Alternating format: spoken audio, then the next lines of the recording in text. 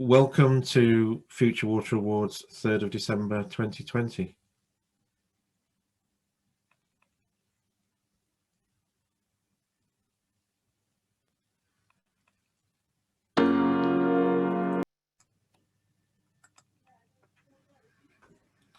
So formally welcome everybody to the awards. I think there's a bit of everything tonight. We're talking about innovation, the best people, we're talking about new talent, and we've got a great keynote about space and the relationship with water, plus music. And you've just heard from singer-songwriter Lapsley, and I think with that song, which references climate change, and the wording of her dad, I think there's something there that's an anthem.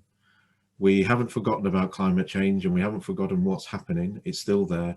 And I think that song for me represents an anthem that we should all gather around and make sure that the awareness gets higher and higher still.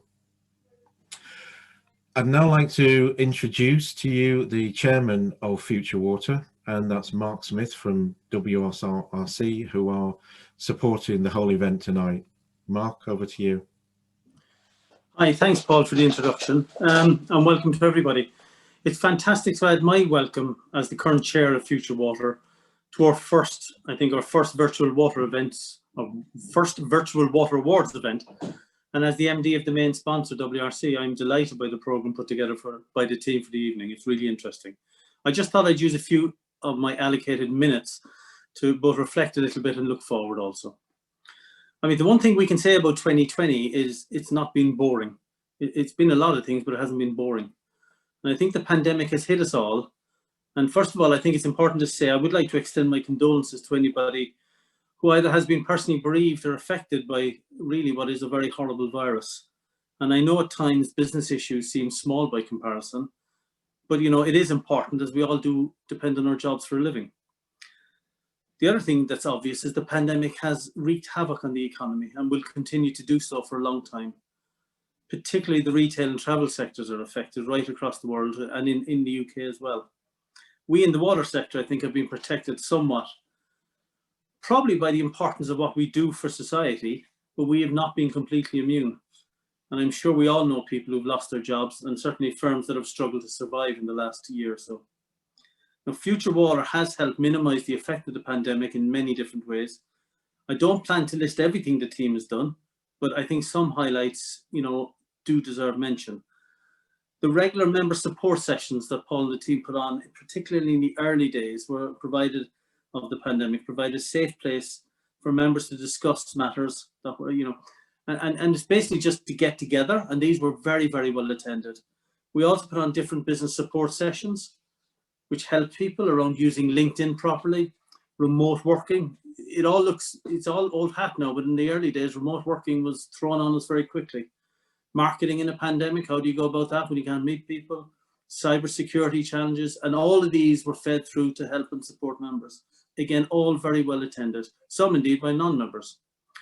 I also want to mention the Future Water Networks event last week, where we brought together hundreds of people to engage with over 40 speakers in 3 days. What was, to my mind anyway, the first genuinely virtual event, rather than a conference that was held online. So well done to the team for that. You know, there's lots of stuff that's happened. 2020 threw a lot at us, and I think Future Water proved very resilient. Now, looking forward to 2021, it looks to me like there's even more challenges, but actually it's really interesting. And I know the Future Water representing us as members will be at the forefront of shaping our sector for the future. Now, at a conference last week organised by the Water Report, Lord Debon said that Britain is taking a lead on tackling climate change by committing to net zero emissions by 2050. And of course, the water sector is right at the forefront of that. Now, COP26 is also being held in Glasgow next November, and it's a great opportunity to take major steps forward, both for the country, but also again for the sector. At the same event, the DEFRA Minister, Rebecca Powell, set the bar very high for the industry over the next decade or so, when she said that the government expect the water industry to become the sector that leads the way in exemplary corporate responsibility and putting the customer first. You know, that is a complete about change from what I think the perception is at the moment. Specifically, she set 3 very clear goals. that the industry is a resilient, safe and affordable water and wastewater service for today's users and future generations. Sustainable and resilient. A thriving natural environment with increased environmental value, clean rivers and sustainable ecosystem. Again, there's nothing short-term about these targets. These are all very, very long-term. And an industry trusted by consumers that delivers day-to-day service excellence, support for vulnerable consumers, and acts in the long-term interests of society and the environment. So again, a water sector that is at the core of society, in the middle of society, and actually helping to drive change in society with climate change and all the other things coming ahead. Her speech, I think it's fair to say, was a mixture of praise for future ambition, but a lot of criticism for present performance as well. But she was, I thought, crystal clear that any return to business as usual was not an option post-COVID. And she expected to see a gear change in terms of overall environmental performance that will result in, and I like this phrase, clear, tangible benefits for society. So again, it's something that's, the bar is very high and there's a real challenge there, but huge opportunities for all of us in the sector. Now, at the same event, again, Rachel Fletcher from Ofwat's said that they are continuing to push on affordability and sustainability coming together. So there will continue to be a focus on innovation, smart technology, demand side initiatives and funding from non-consumer or non-customer sources. Again, new things, new ways forward, new initiatives. Ofwat is concerned about the size of the returns that shareholders will receive and see it as a matter of public trust that these are actually limited. Now, that explains the current rather public spat with the CMA around the cost of capital in the AMP. But it looks like Ofwat aren't backing down and the CMA have a different thing. But, you know, it will come to an agreement at some point. But what is interesting for me, both in my WRC role and in future water role capacity, is how the supply chain voice often seems to be a bit of an afterthought. We need a strong future water representing our views, and I'm really pleased that Paul and the team, with help from the board, have safely guided the organisation through difficult waters. It has been a difficult year. Future Water is a small organisation, but it is, I would now say, in very good health strategically, tactically, operationally and financially to represent members going forward. And I would like to thank everybody for their support in that. We know that companies are finding it difficult at the moment, so we have frozen membership fees at the current level. And we will be putting on a full suite of services next year, including the usual favourites, water company liaison meetings, obviously, water dragons, member forums, training events, all that will happen. We're also launching some really interesting members groups, new initiatives. So a call really from me, a call to action for everybody, please get involved. It's really good when we get new people. We have new people on the board. It'd be really good to have new people involved in some of the groups. In 2021, COVID will recede. I think, you know, the vaccine or whatever, it will recede. Ofwat and CWA will settle their differences. I think the Innovation Fund, Ofwat Innovation Fund will launch, and the new Innovation Centre of Excellence in some sort will come into being. And we will begin the green recovery from COVID. These are all massive opportunities for us in the sector. And I think Future Water will be with us every step of the way. So, you know, please, it's great to be here tonight, and it's great to have such a diverse range of members, but let's stick with it.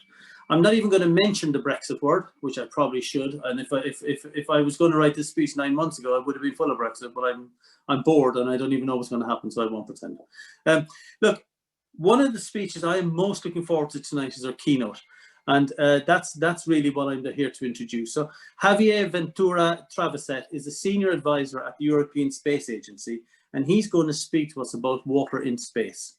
So I'm really looking forward to it. And if you have any questions, please pop them in the Q&A facility. And if we have time, I think Paul is going to pick a few to pose to Javier. So anyway, overall, just please enjoy the event. I'm going to hand over to Javier, and thank you very much indeed.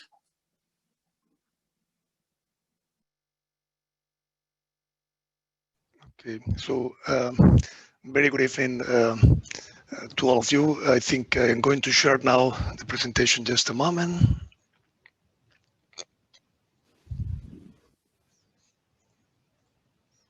Okay, so let me check with Tina that this is shown now. Tina?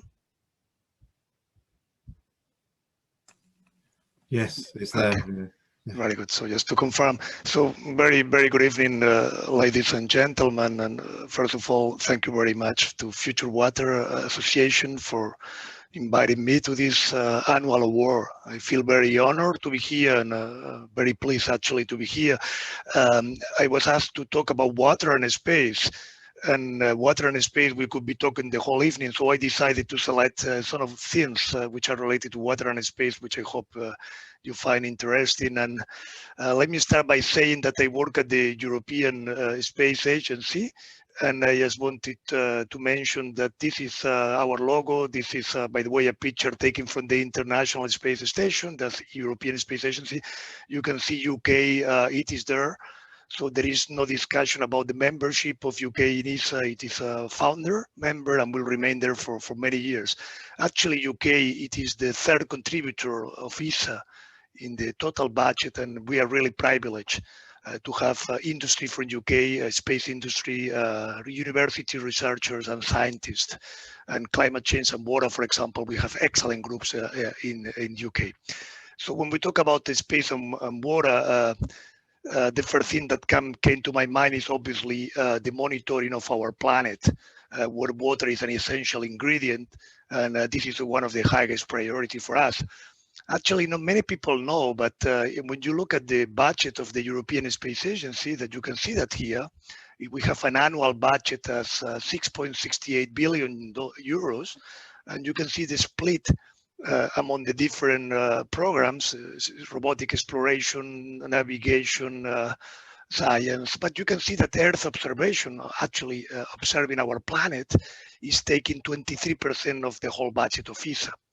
And this is because our planet is the most important thing and we need a space to actually monitor it. You can see here the different programs we have for observing the Earth from space at the European Space Agency. We have a very large meteorological problem with many connections with water, obviously. Meteosat, second, third generation, and the METOP, which are polar orbiting satellites. We have a large scientific program also in Earth observation with several satellites there linked to water. For example, ESMOS here, it is studying the cycle water. We have Cryosat, for example, studying in detail the ice on the planet Earth, and several of them are related to water. And then we have the large Copernicus program. This is the largest program in the world for monitoring the planet, and it is obviously connected to climate change. We have launched a total of 8 Sentinel satellites so far. We have more than 10 planned for this decade. As I mentioned, the largest program of observing the Earth, and we should be quite proud of it.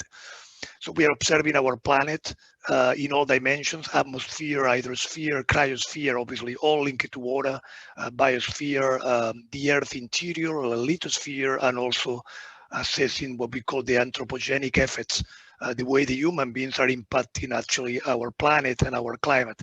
And all that is related to climate change, which is a top priority of our programs. And actually we are following what is called monitoring a large number of essential climate variables.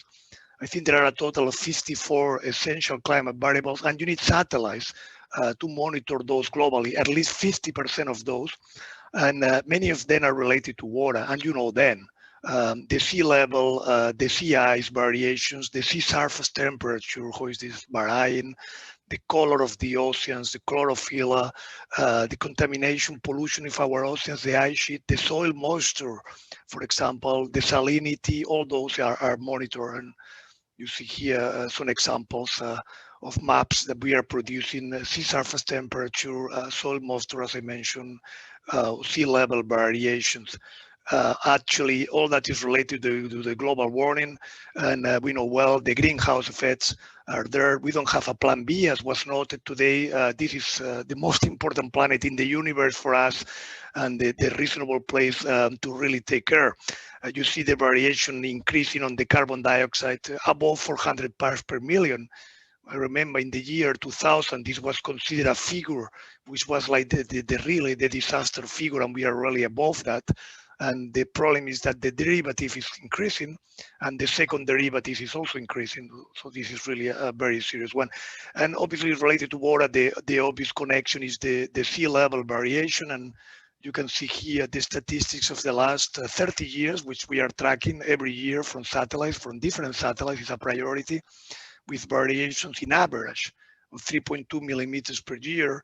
But you can see there are areas in the world, for example, in the South Atlantic, reaching 10 millimeters per year, which means which could reach 1 meter in 100 years, which means literally the disappearance of islands and the coastals, and where many of the people are living, as you know. So it's a really serious problem, as we know.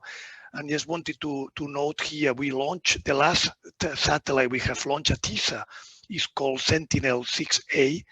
This was launched on the 21st of November this year. And just I wanted to mention that this has an altimeter, what you can see here, and it is a satellite fully dedicated to the study of the oceans, and in particular the ocean's topography, the sea level variation, and the wave height. So you can see it is a top priority for us. If we go above from the Earth, the next obvious connection is the International Space Station, which is 400 kilometer height, 28,000 kilometers per hour in orbit. We have an important contribution from the European Space Agency, and water, obviously, it is an essential element there. Starting from the training of our astronauts, you can see Tim Peake, our great UK astronaut, which is training in water. Actually, it is training for what we call extravehicular activities.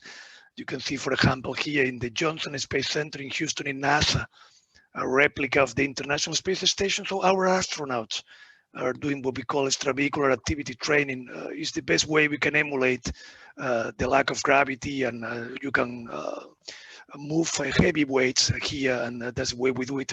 Water is here helping, but obviously water in the station, it is essential for the survival, and it is very expensive.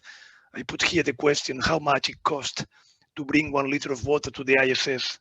So let me tell you, a lot, and a lot means around $10,000. That's the price it brings to bring 1 liter of water. It's a kilogram, and we need a special cargo. That's why we have, we do everything as possible to recycle the water.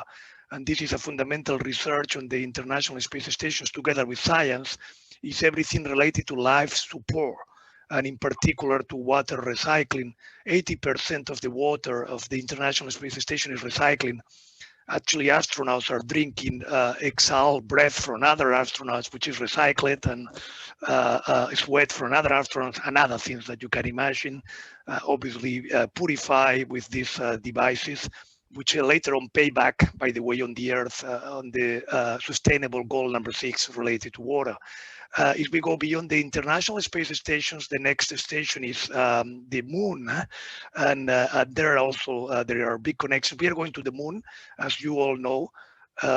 We are going, and Europe will be a fundamental player, and we are very happy. ESA, also with a large contribution from UK.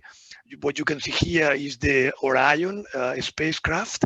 This is the way the astronauts will reach the Moon orbit. We have here what is called the service module, which is providing actually the water to the astronauts, the oxygen, the life support, and also the propulsion. So it is really very nice, and you can see here a small video showing the Orion, which again, it will be the way we will be back to the Moon together with NASA. You know, since 1973, not a single human being has been out of the Earth orbit. So this is nice that this is happening again, and this will happen during this decade very, very soon. In the Moon, we will have also a permanent station, a similar setup, internationally set up as we had in the International Space Station, obviously smaller. This is called Gateway. It is in cislunar orbit, and we will have also important contribution from the European Space Agency. From there, we will have astronauts going to the Moon and back, and the idea is to have a permanent presence of the humans on the Moon, and their water plays another fundamental role. We need water to live, to drink. We need water to generate oxygen for breathing. And we need also water for the fuel of our rockets, and maybe also water to protect against radiation. So it is nice to know that there is quite some water on the Moon. You maybe heard the news last October, the publication in Nature Astronomy saying that there is around 20% more water than we thought on the Moon. And that's really great because we can use this water. This water is not only in the shadow areas, but also on the sunlight areas. It's really nice and not expected. And there is a connection between the solar wind and the regolith, which allows to have water there, which we could use really for the future. The next destination after the moon is Mars. And we will go to Mars probably the next decade, 2030, 2040. But before we go with human beings, we will go with robotic missions. And there is again a fundamental connection with water because, as we know, we have clear evidence that water was very frequent on Mars 3.5 billion years ago, and in conditions which were very similar to the way there was the Earth on that time, where life originated. So we believe if the same conditions happen, if water was infrequent, so probably life also happened in Mars. So that's the key question we are going. By the way, there is today water still in ice in Mars, but there is also liquid water in the underneath of the polars. We have seen liquid water, lakes of water, very depth. And you can ask how it is possible that there is water with such a low temperatures. And this is because of the pressure and also because of the different salinities which help to keep it liquid. Okay, so the question is whether there is life now or whether life has protected under the surface. We know life is incompatible in the surface because of the radiation today, but in those areas where there was water, we are looking in the interior of that, and we are launching a mission in ESA called Mars 2022. Rosalind Franklin does the rover, and we will have biological activity.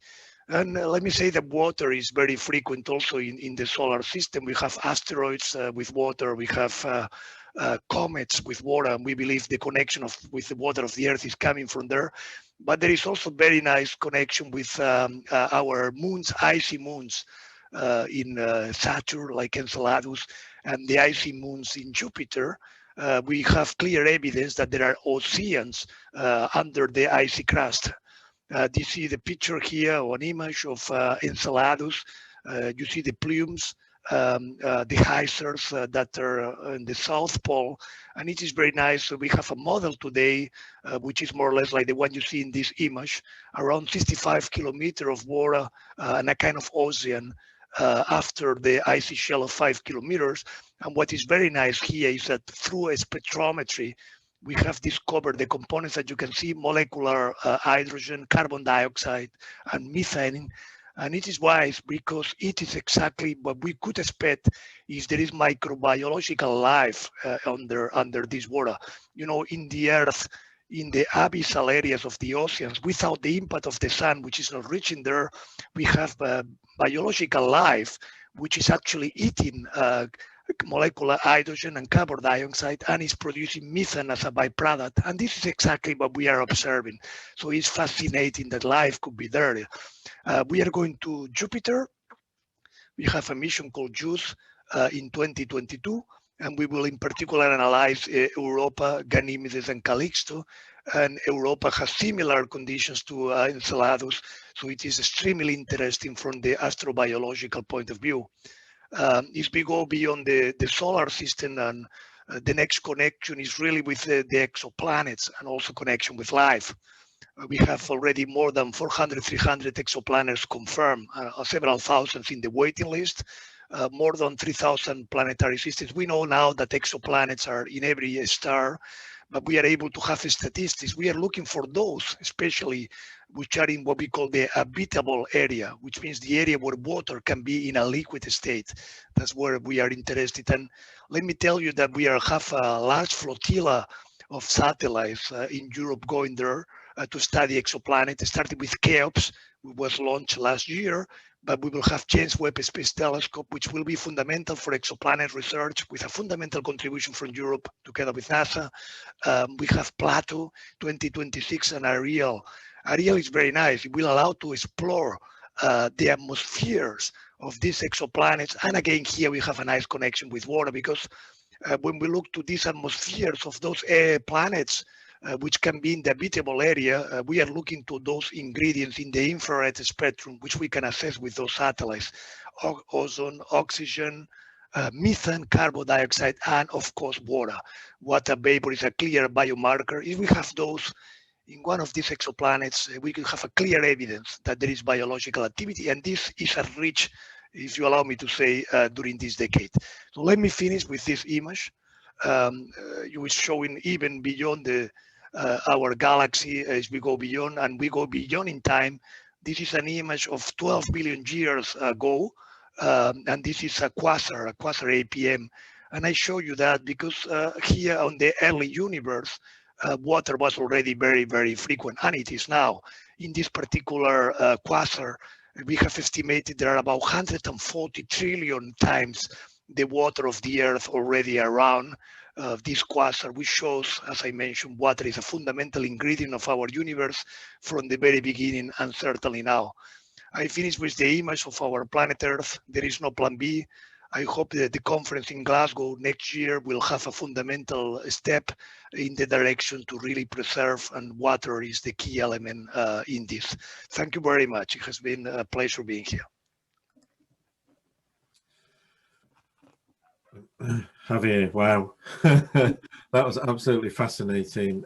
Thank you very much. I mean, one of the questions, actually, I think it's worth just raising this. One of the questions that's been posed is how vital is water, especially given your last comment, and is water seen as being absolutely essential to life elsewhere? And if there isn't water, then we can't really define life in other parts of the universe. That's a very nice question for astrobiologists, which I'm not astrobiology, but I can tell you the basics. So today our reference of life, it is our way of living our life based on amino acids and based on carbon. And that's what we know for life. That's the only model we have. So we believe we are not special. So the same should happen everywhere else. And then for our existence, for our model of life, water is absolutely necessary. Yes, so we say always that for the search of life, there are three ingredients we should look for. One is water, number one. The second is complex organics material, and the third one is a source of energy. The three together, we think, is the universe works the way we think life is unavoidable when you have the three. So exactly, water is a key one. So those of us in the water sector should be working with those of you across the field of space and the space agencies. I think it's so fundamental to everything that we do, and you very kindly reference not just climate change but the SDG 6. So it really is critical to so much of the way we are as people, and you also mentioned the need for water and the importance of water in terms of travel to, say, Mars. And that indicates water clearly in the atmosphere has a huge element of protecting us from various forms of radiation that come towards the planet. Yeah, actually, yeah, water is simply everything for us. I wanted to mention there is clear connection between our space community and your community, and you know it well. There are many things you could do. You know, one of the things we try at ESA is to be a little bit out of our natural groups and to talk to other people. That's why I'm here, because we believe there are plenty of spin-in possibilities and spin-off. And the clear example here is the life support systems, as you see. So to have water in the ISS, we need to really do ingenious things to purify the water. We have to do, and those immediately apply to the Sustainable Goal 6 to many industries. But there are many ways also you can ingenious on the ways you can keep water, on the ways you can generate water, on the ways we can extract water from the moon, whether water could be used for radiation protection. I am convinced your industry has a say in there. So we are very pleased to have newcomers, and I am inviting your industry to also have, why not, a research component to water and space. I think that's fantastic, and that points to another question that was about how we could get more involved, and I think you've highlighted that, and you've touched on it in ways. You talk about the International Space Station and the way water is purified and recycled, and even the vapor collected, and just one quick question, which might be a nice one to sort of close on.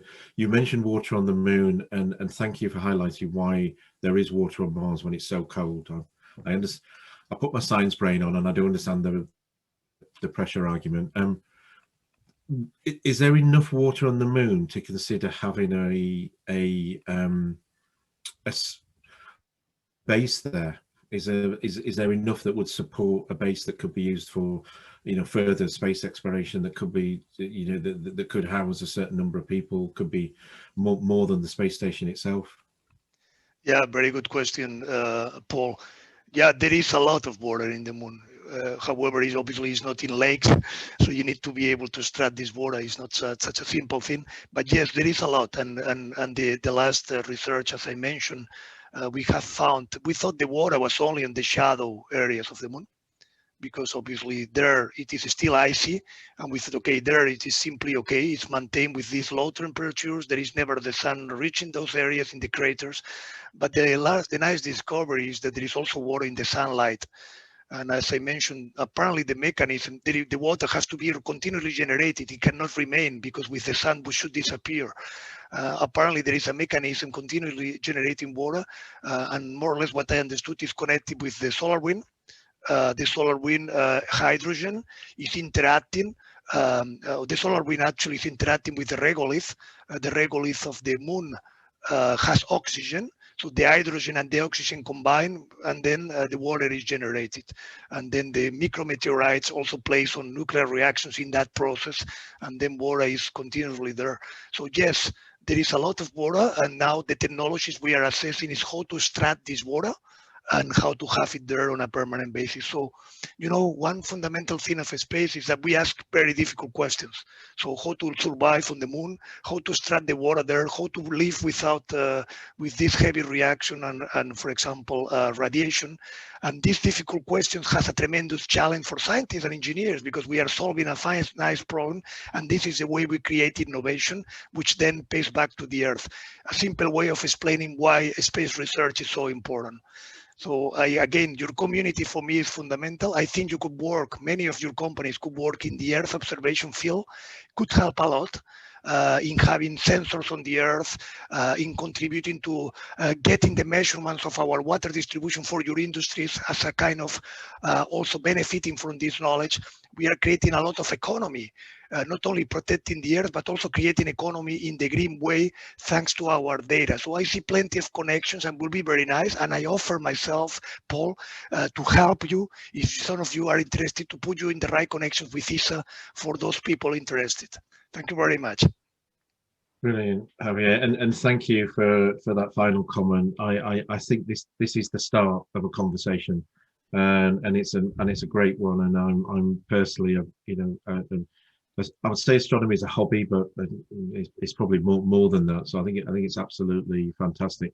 And can I say I'm really happy to see the Sentinel program and the launch recently. The more data we have, we narrow the band over which politicians can object to things, and the way we talk about the impact on our oceans and the way the climate's changing. The more evidence we can put forward that stops politicians having any wriggle room, the better. So I think it's great to see the Sentinel project progressing. Thank you, Javier. Thank you for your presentation, and thank you for answering some questions. We couldn't get through all of them, but I'll share with you the questions that have been asked. Great pleasure. Thank you very much. Much appreciated. Thank you. Well, I think that's a fantastic link to what we talk about in terms of water and innovation. Yes, we are Earth-based, but Future Water has a great initiative called Water Dragons, which is, I'm delighted to say, sponsored by HydroSave.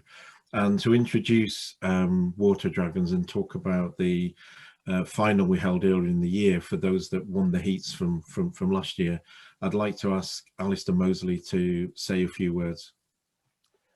Thank you, Paul, and thank you, Javier, for that fantastic presentation. And if we could only just tap into a fraction of that ambition, imagine what we could achieve with improving our water availability on this planet, as you suggested. I think those connections are there to be made, aren't they? So we're right behind you. We're all about the future. That's what our trade association is called. We're Future Water, setting the agenda. And Water Dragons is a key part of that, allowing companies working not only in the UK but around the world to demonstrate their innovations. So our Water Dragons Award is a bit of a flagship for us. And although our finalists this year are very much feet on the ground, no lesser in their ambition that they've tried to achieve, and we had a fantastic final early this year, and you can see now the finalists who came through our heat back in March, and I'm delighted now to welcome Matt Foster to present the awards. Hydrosave, as you heard from Paul, have been a fantastic supporter of Water Dragons for a very long time now, for over 10 years, and we're really proud that they are associated with us. So Matt, without further ado, I'm going to hand over to you to make the announcements of our 2019 winners. Thank you, Alistair. Good evening, everybody. Yeah, as Alistair said, once again, Hydrosave is delighted to be supporting Water Dragons, very much chimes with our focus on innovation as a company. But it was back in March this year where we held the first virtual Water Dragons final with Yorkshire Water for the 2019 heat winners, and the judges genuinely felt that the finalists presented some really exciting and innovative ideas through that process. However, I want to begin by reflecting that the judges felt that there should be a special recognition for one particular finalist, and that is Lilypad, for their social initiative to recognise the work that they've done in reducing the stigma of feminine hygiene amongst young people using a more environmentally friendly, reusable solution. So I on behalf of all the judges, then we do particularly pull them out and pass on our thanks and congratulations for their project. So moving on to our highly commended category. Our Water Dragons 2019 highly commended award goes to Propelair, who brought to the final a really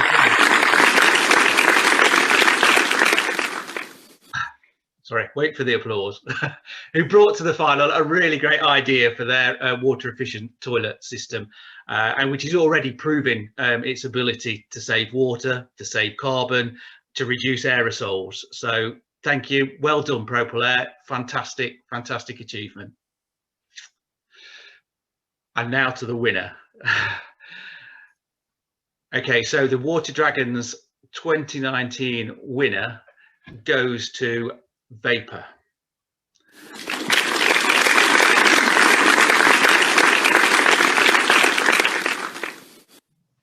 Vapor's innovation in the rapid assessment of video recordings of internal sewer condition has immense potential to help the water industry get to grip on understanding the condition of its sewer assets. It will revolutionise what has been hitherto a labour-intensive and slow process by using artificial intelligence and cloud-based technology, and could yield 1,000-fold efficiency. That's incredible, saving time and improving the accuracy of what's collated by up to 40%. So the judges were genuinely really impressed by the quality of the business case that Michelle Aguilera presented, and the benefits of the technology and the impact that that'll have on sewer asset management were absolutely clear to see. So again, on behalf of the judges, on behalf of everybody, thank you and congratulations to Vapor for their award. Sorry, I don't physically have anything that I can give you on screen, as it were, but it's been a fantastic achievement for all and worthy winners. Thanks very much, Matt. That's thank you for introducing things, and don't worry about the applause. We all have the we all have the challenge of a virtual event. My congratulations to Vapor as well. I know that they originate from Australia, so they've already got an 11 hours time difference, so it's very early in the morning there. But well done, Vapor. I'm delighted now to introduce the first of our charity organisations. And Future Water began supporting toilet twinning, I think two or so years ago now. And we did this because rather than have table gifts at our lunch, we decided to make donations to toilet twinning. And I think they're a great organisation. I've got to know them a bit better over the past couple of years, and I'm really delighted that Lorraine Kingsley, who's their Chief Executive Officer, is able to join us tonight just to say a few words to you all.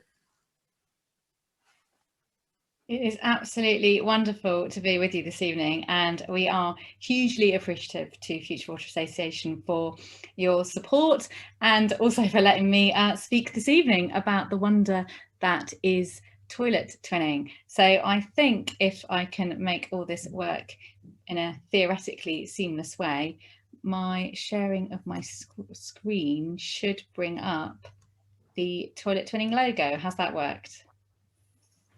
Yes. Brilliant. Okay, so let me really rattle through a brief kind of like overview of toilet twinning, who we are and what we do. And I am trying to get control of my cursor at the moment, which is proving, oh, it's got to be there somewhere. I am going to give this a whirl. So with toilet twinning, it's a little bit like town twinning. So if you've ever seen a sign at the entrance to a town near where you live, then it's very likely your town is twinned. We kind of stole that idea and we made it less about towns and more about toilets. And so with toilet twinning, you twin a toilet that might look a bit like this if you were still in an actual office rather than working from home.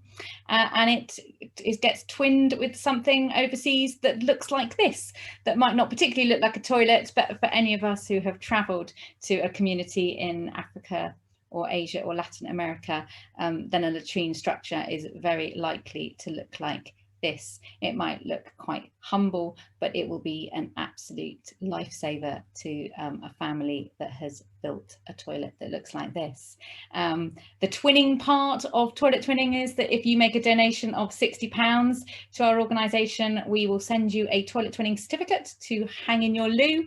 It'll show a picture of a toilet that's been built by a family in one of the communities where we work. If you can choose a country on our website, and you can go and visit your toilet twin on Google Maps should you so desire, and depending on how much vegetation is around, depending what it is built out of, if it's built out of corrugated iron, it might be glinting in the sun, you might be able to see its roof. And why do we do this? Why does toilet twinning exist? Well, it exists for the fact that 2 billion people in the world don't have a loo, and 663 million people are going to toilet out in the open every day. And we are passionate about doing something that means that teenage girls in particular are kept in school. 443 million school days are lost every year through girls not being in school. And we're passionate about women and girls having a toilet by their home, because we know that this is a gender issue and that women and girls are affected most. Probably one of the most tragic stories I've ever had to listen to is when I sat down with a family in the Democratic Republic of Congo, and Abinda and her mum told me how when Abinda was 15, it was 6 p.m. in the evening, and her mum Bawili thought that it would be safe for her to go to the toilet. But she knew as soon as she saw Abinda coming back, crying with bruises to her neck, Mum Bawili knew exactly what had happened. Abinda had been attacked by a group of men. She became pregnant through the attack. Here is Abinda with her child on her lap. She received free medical assistance from Médecins Sans Frontières, but she dropped out of school through the attack, and she said to me that she hadn't had a day since when she felt truly happy. Life is so hard in a country like the Democratic Republic of Congo, not having a toilet, not having water at hand, not knowing about simple life-saving techniques such as hand washing. All of those together make life almost impossible for communities that have been forced away from home during civil war, come back and have to start from scratch with absolutely nothing. In our part of the international development sector, our acronym WASH stands for Water and Sanitation and Hygiene Education, and it's water and it's toilets and it's washing your hands that combine to save lives. And we're passionate about that. We're also passionate about the 3 little letters in the international development sector, which is ODF, and getting communities to be open defecation free status. That is the key to life working. And here is the lovely Abinda, as I said, who, there's no trauma counselling, there's no support in these communities.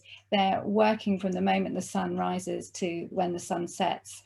And so anything that we can do, everything that we can do to make life better and to save lives is what we are all about. So how do we go about getting a community from no toilets to some toilets to all toilets to a community becoming open defecation free? Well, it's people like Bawili, actually. We're all about mobilizing the community. It doesn't work for us to charge in or to go to a community thinking that we have the answers. We need to mobilize a community to find the answers within themselves.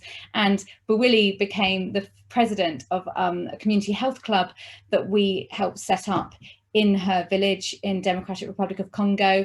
She would go around the village saying to people, don't look at me, I don't have a toilet, I'm a widow, her husband was shot dead during the Civil War. I'm a widow, I don't have the resources, I don't have the strength to dig a toilet. It takes about a week to dig a toilet and to build the structure. She says, but she tells the community about the vital link between sanitation and health. They have wonderful graphic cards explaining how vital it is that people don't go to the toilet out in the open. And that is the message that she will go around the community spreading. She was the natural choice to become the president of the Community Health Club. And they voted unanimously to help Bawili build a toilet. They provided the labour so that she could dig a toilet. And here she is with her family standing outside a toilet that is a testimony to community spirit and to people working together. And Bawili said to me, you cannot change society if you don't have love. And that is by no means a statement that she doesn't make lightly. She said that this toilet is dignity, it is privacy, it is safety for our family. And one of the first things she did after the community helped her build a toilet is that she invited her neighbours over for a meal. She felt too ashamed to ever have someone over because she didn't have a toilet for them to use while they would be with her in her home enjoying a meal. And so all of those hidden aspects around not having a toilet are what we are passionate about gender equality, about community inclusion. And Bishro in Nepal is a teacher. As part of the facilitation program that our local partner did in his community, they all learnt about building toilets, the link between sanitation and health in their community. He sold 2 of his goats in order to build his toilet.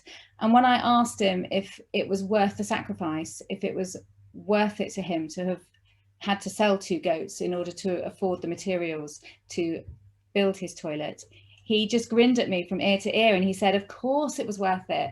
He said, this is my guarantee of reaching old age. He said, and for my daughter, who's in her early 20s, she would not dream of getting married now to anyone who didn't provide a toilet for her at her marital home. And so in this remote village, miles from Kathmandu in Nepal,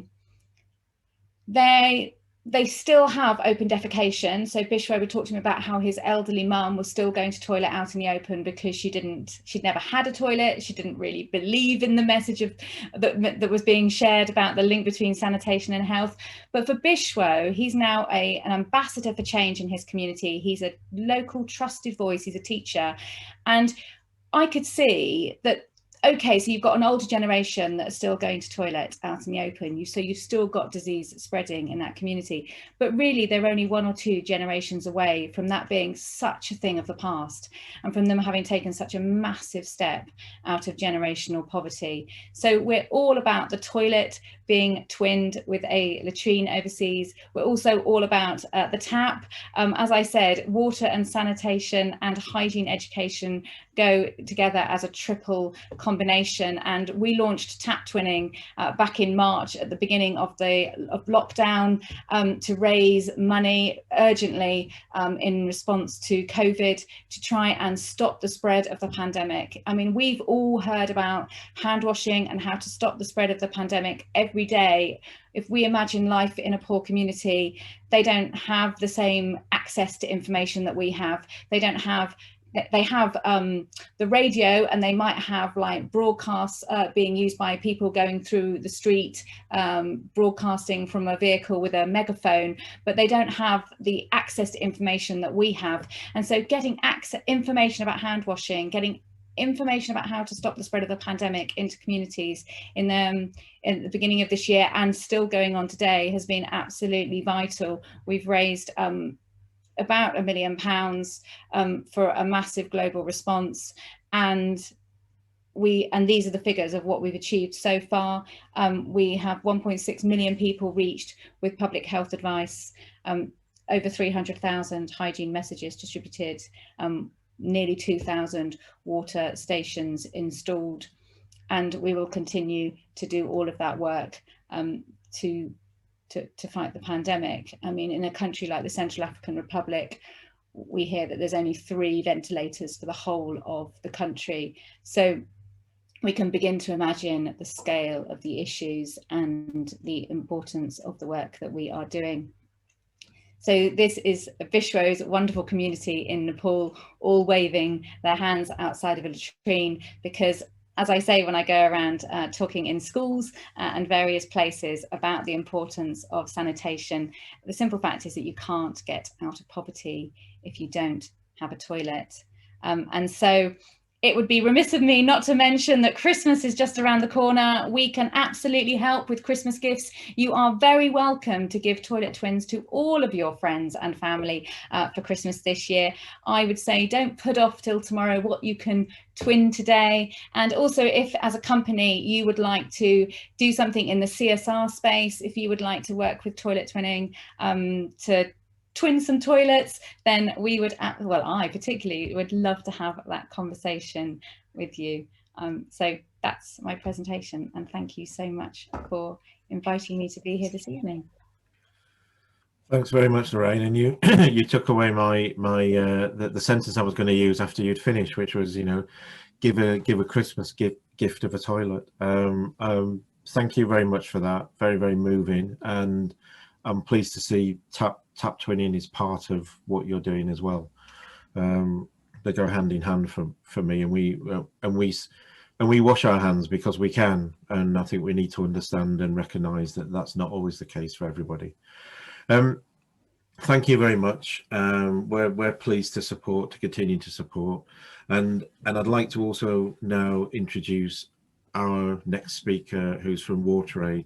All of you that work in the water sector know WaterAid and know the length of time that they've been operating and been around. We're all supporters of WaterAid if we work in the sector. So I'd like to introduce Caroline. Hi, thank you very much. I'm absolutely thrilled to be here.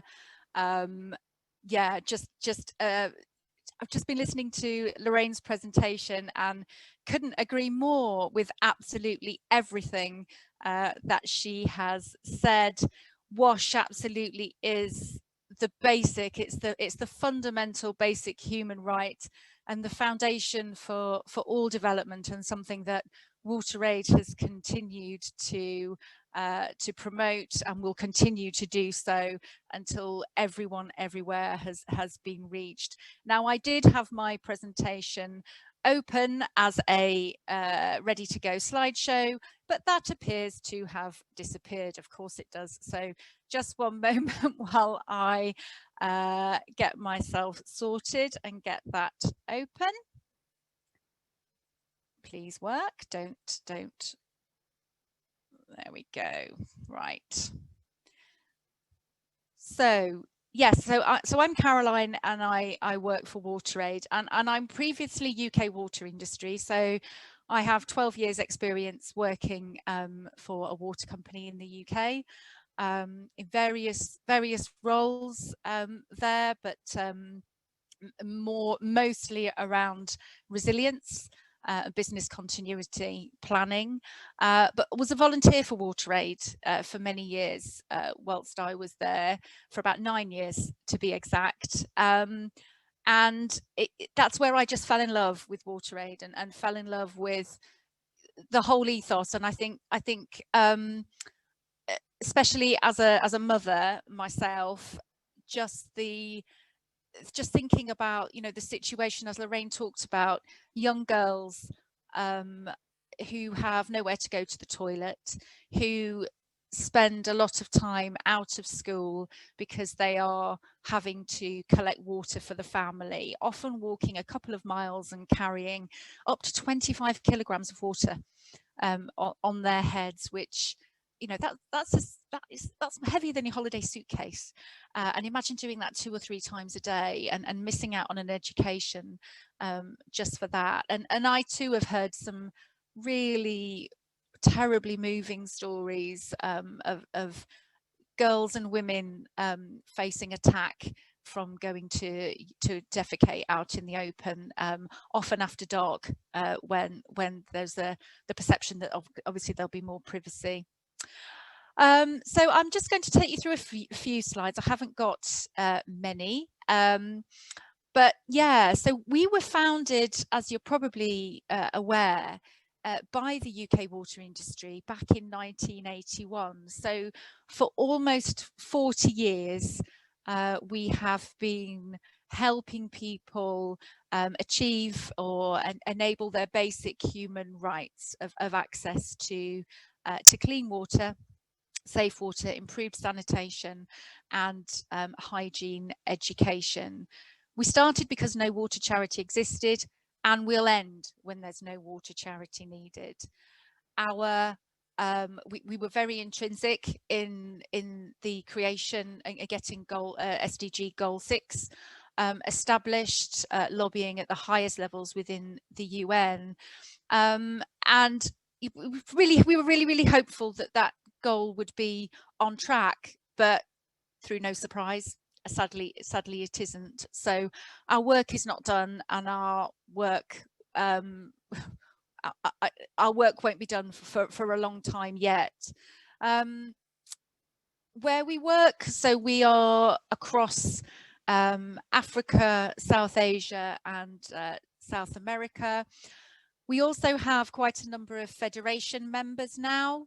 So we've got WaterAid members in Canada, the US, Sweden, India, Japan, and Australia.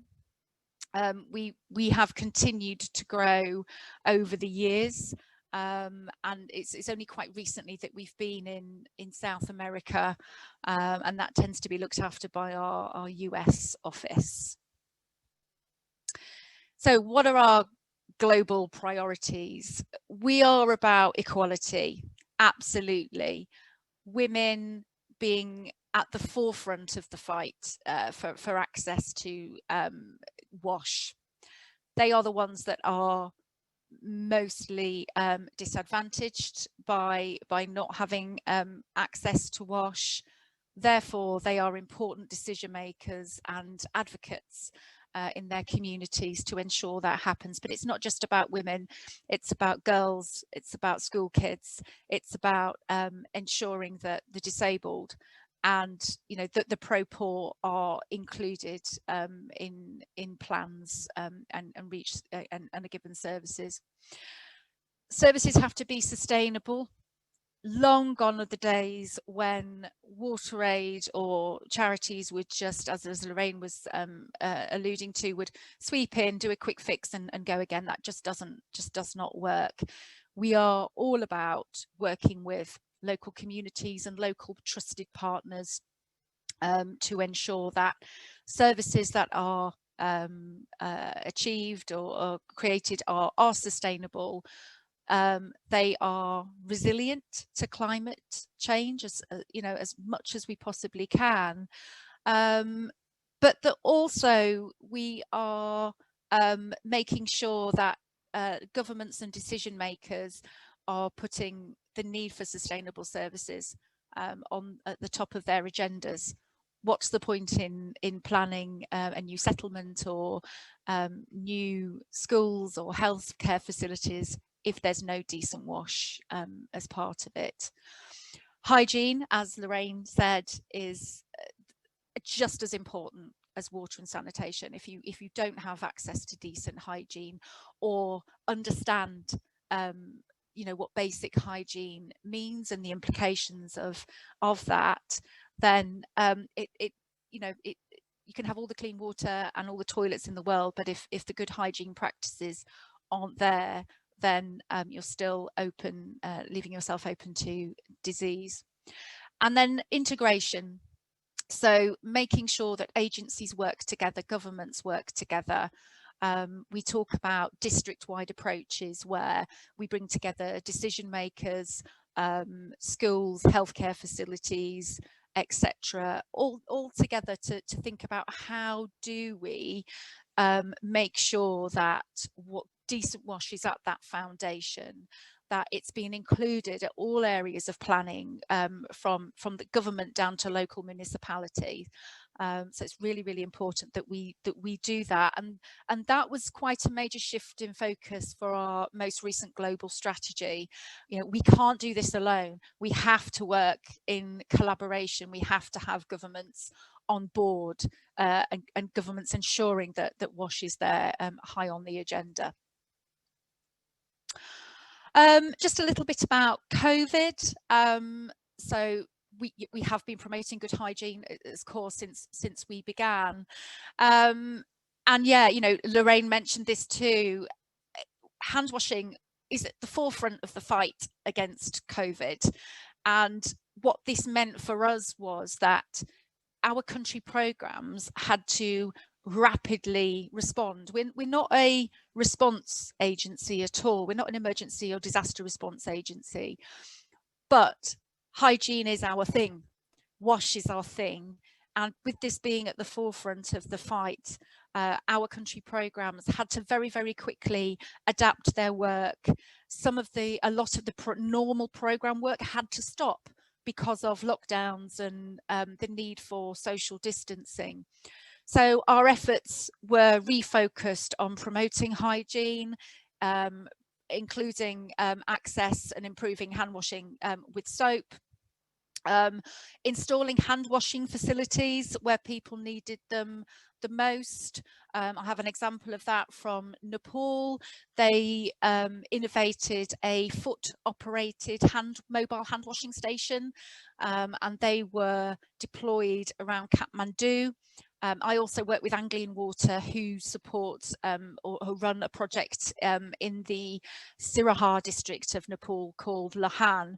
And they funded through that some of these mobile hand washing stations. So 25 of those were also deployed in Lahan. We've had lots of innovation from across our country programs of different types of hand washing and getting the messaging out. So lots of social media, lots of radio, lots of television. And it's about getting those messages. As Lorraine was saying, people don't always have access to the basic, to the news channels or to that messaging like we have it in our faces all the time. So doing our best to protect the communities where we work as best as we possibly can. We created a basket fund for COVID response. It involves some it involves some very detailed conversations with existing donors who were funding work, program work, but of course that had to be stopped. So asking them, is it okay to divert the funds to the COVID response? And the response was absolutely amazing. We saw our fundraising initially, we felt we were going to be 5 million in deficit. well, actually 10 million in deficit, but we used 5 million of reserves, and we needed to fundraise 5 million, and we did more than that. So that was just absolutely incredible. As a result of the impact as well of COVID, my team's fundraising comes from within the water industry, the UK water industry, and as you would expect, that fundraising has virtually ground to a halt because we can't hold grand balls, we can't do mountain challenges, and the water industry were key workers. They still are key workers, right there at the forefront of the fight against the pandemic in the UK. So our focus there turned to showing solidarity with the water industry, putting tweets, films out on social media, just really highlighting, because we were quite disappointed that the government didn't highlight the water industry as key workers. So we were, really, really in their corner, and backing them up as they have supported us for almost 40 years. It was really our time to really shout about them and get public engagement for them. And then just moving on to climate change. So I found the presentation from Dr. Javier absolutely fascinating. And yes, climate change is just such a massive threat to our source of water. We're seeing more floods, we're getting more rain, we're getting hot, drier climates as well. And it's those that are already the most disadvantaged, those who are already the most vulnerable, who are going to continue to be extremely vulnerable and be worst affected by our changing climate. Our new climate campaign, which is really launching to full effect in January, will focus on a few different areas of this. So the need for there to be investment in climate resilience work. Climate finance is so important. If there isn't the money there to invest, then how on earth are we going to be able to have infrastructure that can withstand the threat of climate change? The other part of it is adaptation, which we've heard about. And I heard that coming through in Lapsley's song at the beginning. Absolutely, adaptation is a huge part. It's not just about mitigating risks as well. We absolutely have to adapt planning, adapt thinking for climate resilience infrastructure. And then the last piece around that is people. We need people, we need skilled people. How do we engage the youth of today who will become the experts, the engineers in the future, the innovators when it comes to tackling climate change? So those are the three big key areas, but we're kicking it off at the moment now with our winter appeal, which is government aid matched. So the government are matching every pound that's donated up to 2 million through till the 4th of February from now. And our campaign is called Future on Tap. The campaign features a community called Frat in Ethiopia, who are particularly vulnerable to climate change where they are. So I'm just going to show you a very, very short video, and hopefully you'll enjoy it, and then I'll just be back to say my thank yous straight afterwards.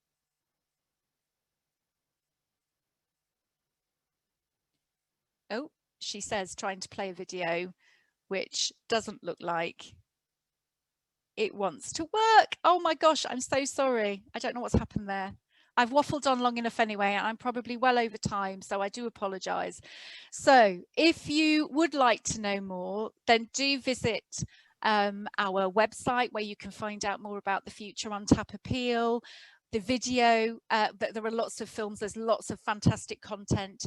You can even go look at a holoscribe, which will take you on get to know the community in Frat and take you on a virtual journey around there. But of course, if you'd like to donate to the appeal, which will be matched by the government, then please do. So thank you very, very much. Yeah, I'll hand back to Paul. Thanks very much, Caroline, and thanks very much, Lorraine, as well. I think both organisations are ones that we recognise do a huge amount, and obviously it's been incredibly challenging in times of COVID, but I think the broader issues that the organisations attempt to address are there, haven't gone away, are just as important now as they ever were. So thank you very much, both. I'm going to swiftly move on to our Emerging Talent Award, which is very kindly sponsored by Arup. I'm very grateful to them. And I'd like to introduce Sarah Cotterill, who is a previous winner and also part of the judging panel this year. Thanks, Paul. So as a previous winner of this award, I really enjoyed being on the part of the judging panel this year. And this award essentially recognises and celebrates new talent across our sector. So I personally find water fascinating. It's what my research is about and my career is focused on. And as we've heard this evening, it's not only critical to life on Earth, it's also essential to life beyond our planet for space travel and exploration.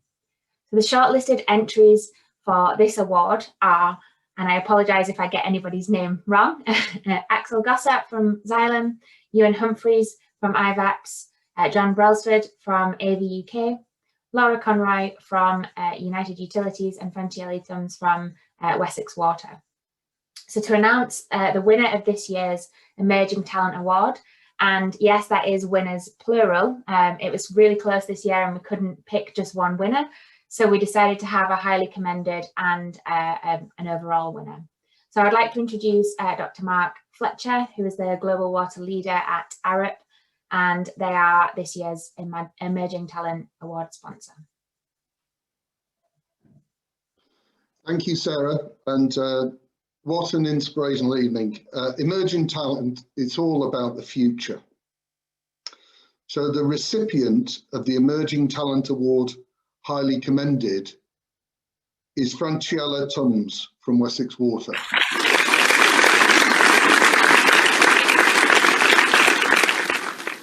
That sounded like me opening a packet of crisps, but actually that was all the applause.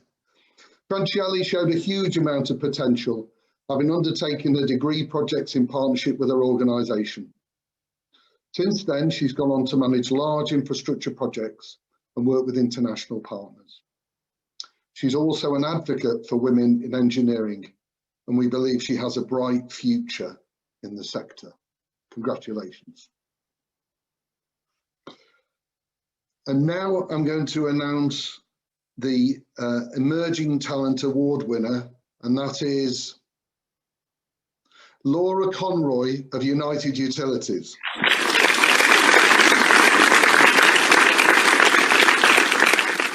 Congratulations, Laura. Laura's shown a fantastic progression since joining as an apprentice. She's played a pivotal role in transforming the company's innovation capability, leading projects and programs to inspire employees to procure game-changing ideas and develop a portfolio of innovation trials. She's shown leadership, passion, and an outstanding contribution to her organisation, with roles in diversity and inclusion groups, as a STEM ambassador and a personal mentor to employees too. Congratulations, Laura. I'll now pass back to Paul and he'll continue.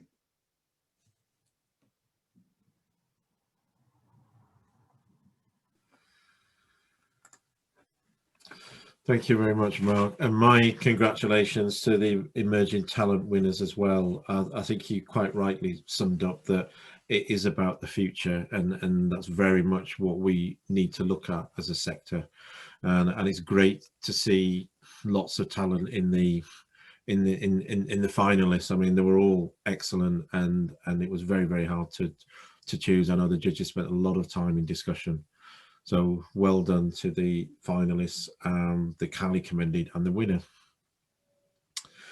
This year has been a challenge for a number of reasons, as we all know. And one of the things that we decided to do as an organisation is to bring forward COVID-19 Above and Beyond Award.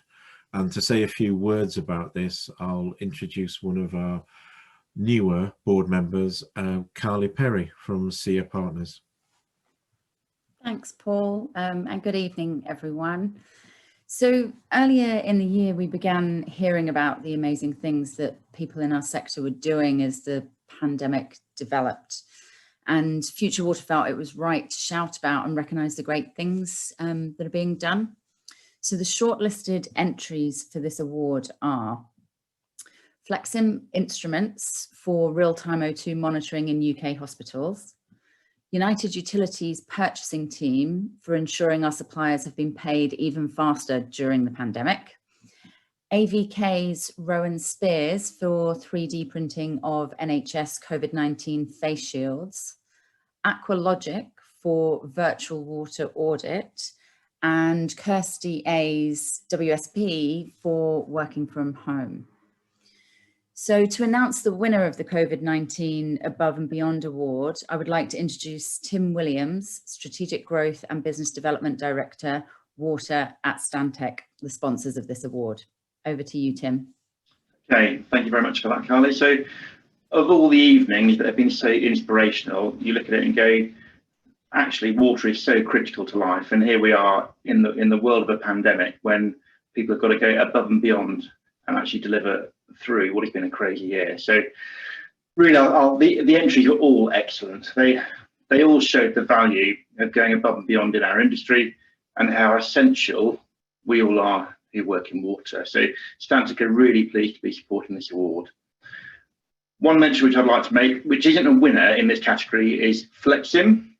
So the judges feel they warrant a special mention in the way that they adapted their technology to monitor oxygen stores in hospitals and also address the serious issue with potential sudden loss of oxygen supplies before monitoring was deployed. So Flexim have a special mention here. Okay, so who are the winners? The winners are joint. So we've got two. So Kirsty Ayres from WSP and Rowan Spears from AVK.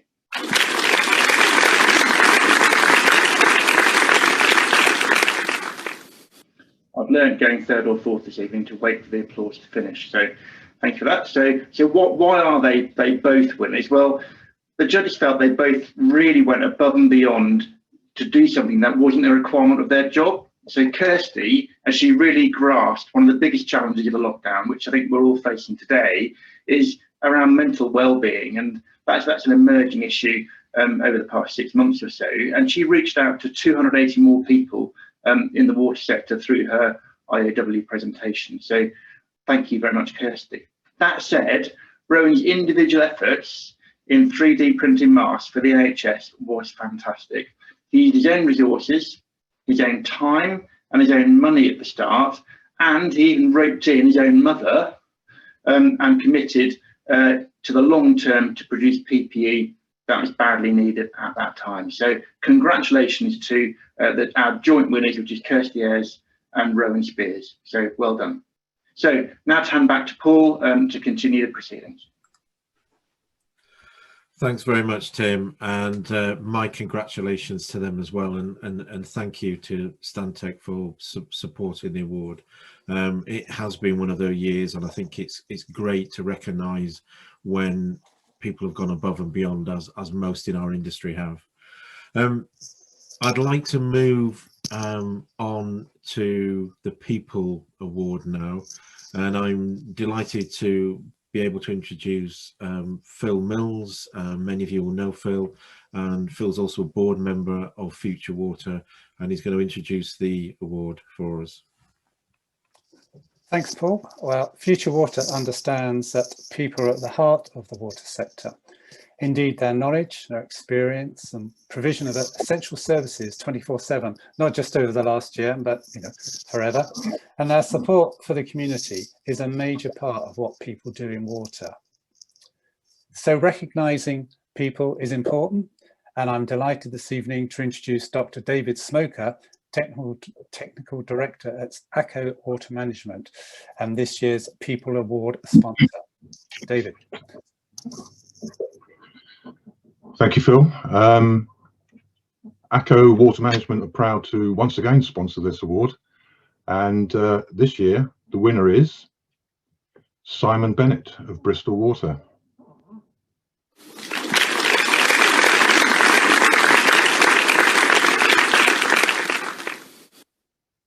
What can we say about Simon? I've known Simon for a number of years, but not as many years as he's been in the water industry. And the People Award is not a lifetime achievement award, although in his 37 years in the industry, Simon has achieved a great deal. He's been instrumental in many improvements to Bristol Water and to the industry in general. He's worked cooperatively with the supply chain, has always been happy to share his extensive knowledge, and for those of you who know Simon, always with a genuine big smile. He mentors younger entrants coming into the industry and fronts the Bristol Water's education campaign for Key Stage 2 school pupils. Moving closer to the present, his nominator highlighted Simon's passion and interest in doing things better, and particularly in improving the customer experience in making the new water retail market a success. It's fair to say Simon's the ultimate collaborator. He was fundamental in setting up the influential retailer wholesaler group, creating the water industry registration scheme accredited entity, and developing the Pinpoint app with a supply chain partner to help retailers find meters in the field. I personally am very pleased that Simon was nominated, and say he's a very worthy winner of the Future Water People Award. Thank you. Now I think it's back to Paul. Thank you very much, David, and my congratulations to Simon as well. Well done. We now move on to a special recognition, and this has obviously been a challenging year for many reasons, but this year the industry and indeed myself have had to say goodbye to a real ambassador, someone who believed in the future of the water sector, supported forward thinking, supported a forward looking agenda, and someone who had time for everyone. And this special recognition is, you know, it's hard to say when you know who it is, but the person who deserves a special recognition, and sadly we've lost him, is Mark Smith from RPS. And why Mark is important to the industry is something that you'll see from this next video clip.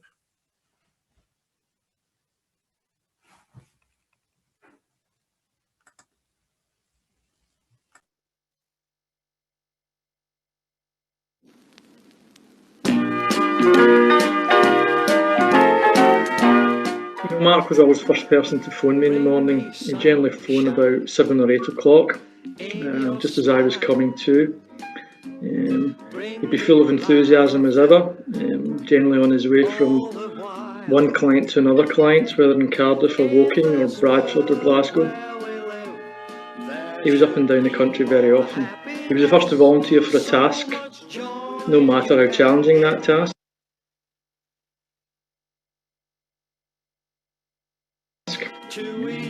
Mark would be the first to step forward and volunteer, indeed whether he had the capacity or not in many cases. He brought enormous pride and enthusiasm to his work and was an extraordinarily popular member of the team. I will miss the early morning chats and his enthusiasm for the business. As the sun from up above, bring me fun, bring me sunshine, bring me love. Bring me sunshine in your smile, bring me laughter. He was always passionate for me about the next generation as well. Stood up at our event last year and ran through his career, which was fantastic and a real eye-opener. And his knowledge of things, I think he tried to push a lot of things forward, and he was always interested in learning all the time. They're sort of a lot of my takeaways from him. Definitely, yeah. New technology. There was a major promoter of new technology. Yeah, what impressed me was he wasn't just a consultant that knew a lot. He'd actually been hands-on involved with lots of things. It's quite rare these days to find a director at his level so able to talk technically about some of the challenges the operators were finding in the field for tracking and finding leakage and pressure management and operating networks in a better way.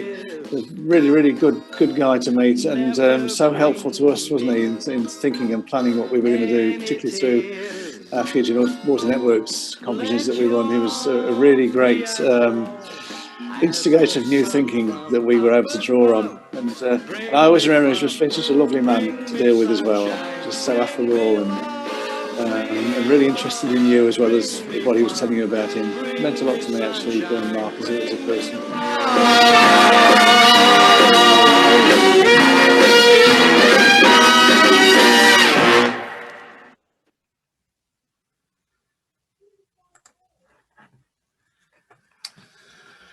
I think that music was absolutely apt, knowing Mark. One of the phrases he often had when we were talking was, "Come on, buddy." He was, and he's one of those that would have been saying, "Look, come on, you know, let's get. This is a celebration of the best in the industry," and he'd be smiling at that music and those video clips. And he was always saying things like, "Come on, buddy, the best is yet to come." And I think that really does sum up Mark as a person. Very much a great loss, but he'd want us to be pushing forward and taking his ideas and the way he thinks forward as well. And certainly we'll be doing that. As a great person.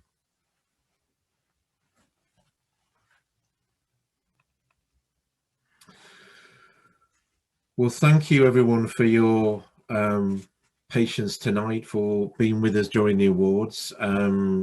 It's obviously been a bit of a strange day with the news that we've been hearing in relation to Wessex Water as well. So you know, our thoughts go out there to people who've been affected, and fingers crossed it's not as bad as it may first appear, though I do understand that there have been some fatalities. It's always a risk, and it's something we've been trying to push out of our industry for a long time. So sad news in that sense to end on, but you know, thank you all for being with us, and tonight's been about supporting people and looking to the future of our industry, as you recall from the keynote speaker as well. I think we started with some fantastic music, which, as I said at the start, is a real anthem to the future. Let's get behind it, because it talks not just about climate change, but we need something to get behind to sort of drive the agenda forward again.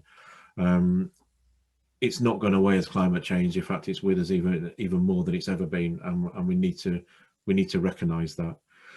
So one of the things that we'll do as we say goodbye to you all tonight is we will play out with a piece of music around the Leeds-Liverpool Canal, and it's again by Lapsley, which is fantastic. And the Leeds-Liverpool Canal, those who knew me where I grew up, I knew that area as well, and I understand it's personal to Lapsley, and fantastic bit of music. So thank you everybody, and we will see you again in the future.